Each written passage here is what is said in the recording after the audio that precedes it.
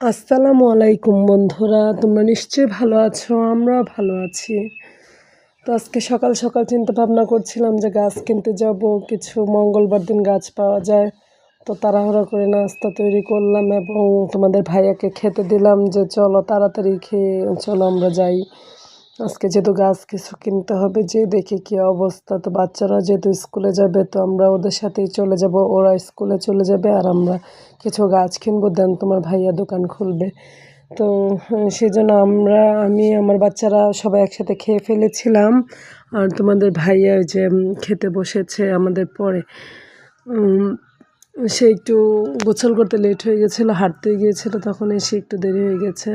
তো আমরা চলে এলাম ফাইনালি, যে বাজারে চলে এলাম। তো একটা ছেলেই কিছু গাছ নিয়ে বসেছে, কারণ বৃষ্টি হয়েছিল, বৃষ্টির মধ্যে নাকি গাছ তুলে সবাই নিয়ে আসে না, গাছের ক্ষতি হয়। তো এসে দেখলাম আমরা আমড়া গাছ, দুইটা আমড়া গাছে আমড়া ধরেছিল বেশ সুন্দর সুন্দর, এগুলো নাকি কলপের গাছ। তো আমার ইচ্ছা ফার্স্ট টাইম আমি ওইখানে আমড়া গাছই রোপণ করব। তো পরে এই দুইটা আমড়া গাছ দেখছিলাম, তো এর মধ্যে থেকে একটা আমড়া গাছ নিয়ে নিলাম।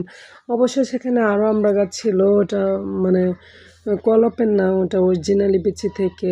তো আমি চেয়েছিলাম যে যেটা ফলে গেছে ওইটাই নিয়ে, পরে ওই ধরনের গাছ নিয়ে আরও গাছ নিয়ে যারা আসবে তখন ওদের কাছ থেকে কিনবো।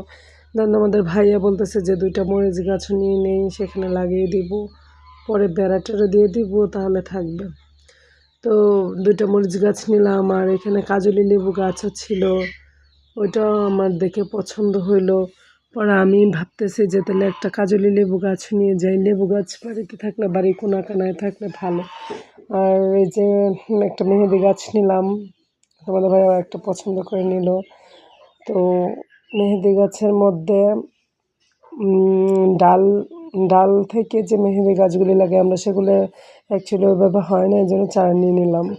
আর মেহেদি গাছ হচ্ছে, আমার মেয়ে আছে যেহেতু, মেহেদি গাছ লাগেই, মেয়ে থাকলে ঘরে মেহেদি গাছ লাগে। হিন্দুদের যেরকম ওই যে তুলসী গাছ থাকে না প্রত্যেক বাড়ি বাড়ি, তো মুসলমানেরও সেই রকম মেহেদি গাছ থাকে প্রত্যেক বাড়ি বাড়ি, বেশিরভাগ বাড়িতেই। তো আমাদের বাড়িতে আছে মেহেদি গাছ, সেখান থেকে মেহেদি নিয়ে এসে দেওয়া হয় না। তো এখানেও আছে, থাকলেও ওইভাবে দেওয়া হয় না। তো নতুন মাটি যেহেতু, এখানে ভালোভাবে গাছটা হবে সেই জন্য নেওয়া আর কি। তো ছেলেটা খুব দাম চাইছিল, তোমাদের ভাইয়া দামাদামি করে দিল। ছেলেটা খুব চালাক, সে আরও টাকা নিল। এখন যে রিক্সা নিয়ে আসলো এবং আমাকে গাড়িতে তুলে দিল গাছগুলি সহ। তো সাথে একটা পাখিও কেনা হয়েছিল, আমার ছেলে ওটা দেখে কিনবেই বলতেছে, পরে কিনেছিল। ওটা একটা ভিডিও দিব পরবর্তীতে। রিক্সাওয়ালায় যে গাছগুলি নামিয়ে দিয়ে আমাদের সিঁড়িতে রেখে চলে গেল পিছনের দরজায়। তো এগুলো বিকেলবেলা লাগাতে হবে, না হলে সকালবেলা, কারণ বিকেলে তো তোমাদের ভাই আসবে না, সেই অ্যাকচুয়ালি লাগায় এগুলি। তো কালকে সকালবেলা লাগাতে হবে, সেই জন্য আমি এগুলো গাছগুলি নিয়ে বাইরে একটা ঘর আছে, সেই ঘরে রেখে দেবো আর কি। দেন এই যে পরদিন সকাল হয়ে গেল, আমি আস্তে আস্তে তোমাদের ভাইয়া মেহেদি গাছটা লাগিয়ে ফেললো।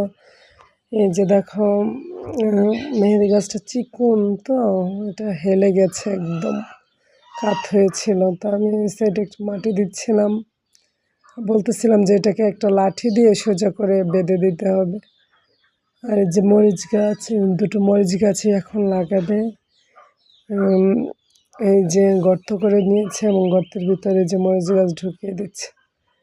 এই গাছগুলি কিভাবে লাগাতে হয় এগুলো আমি ওইভাবে জানি না। তো আমরা ছোটো থেকে শহরে বড় হয়েছি, তো এত গাছপালা লাগানো আমরা খুবই কম দেখেছি। তো আমিও দেখছিলাম, শিখছিলাম। ওই পুঁইশাক গাছগুলো 2-4 দিন আগে লাগিয়েছিল, মানে যে মরিচ গাছগুলো লাগিয়ে দিয়েছে। আর একটা সজনে গাছ নিয়ে এসেছিলাম, ওইটা মাটি যখন ভর্তি ছিল তখনই লাগানো হয়েছিল, এখন আবার ফুল চলে এসেছে। আর এই যে আমাদের আমড়া গাছটা, এটাতে আমরা ধরে আছে, এটাই দেখতে সুন্দর লাগছিল। তো তোমরা দোয়া করো যাতে গাছগুলো বেঁচে যায় আর কি। তো আমি বাড়িতে চলে আসলাম, এসে দেখি আমার ছেলে গোসল টোসল করে এসে যে ওর কোয়েল পাখিগুলো নিয়ে বসেছে। একটা পাখি একটু অসুস্থ মনে হয়, এটাকে নাড়াচাড়া করতেছে, দেখতেছে। তো আমি আবার বলতেছিলাম যে এতগুলো পাখি পোষার কি দরকার, তুমি তো সময় দিতে পারো না, স্কুলে থাকো, আর এগুলো গন্ধ লাগে ঘরের ভিতরে, তো এগুলো জবাই করে ফেলো। পরে আবার রাজি হয়েছে, কারণ ওই যে একটা পাখি নিয়ে আসছিলাম, ওইটার নাম রেখেছে মিঠু, ওইটা আরেকবার একটা ভিডিওতে তোমাদেরকে দেখাবো। এখন এই পাখিগুলো রাজি হয়েছে, জবাই করবে, পরে জবাই করে নিয়ে আসছে। আর এই যে এর মাংসগুলো ধুয়ে রেডি করে নিয়েছি। তো আজকে এই পর্যন্তই, আল্লাহ হাফেজ।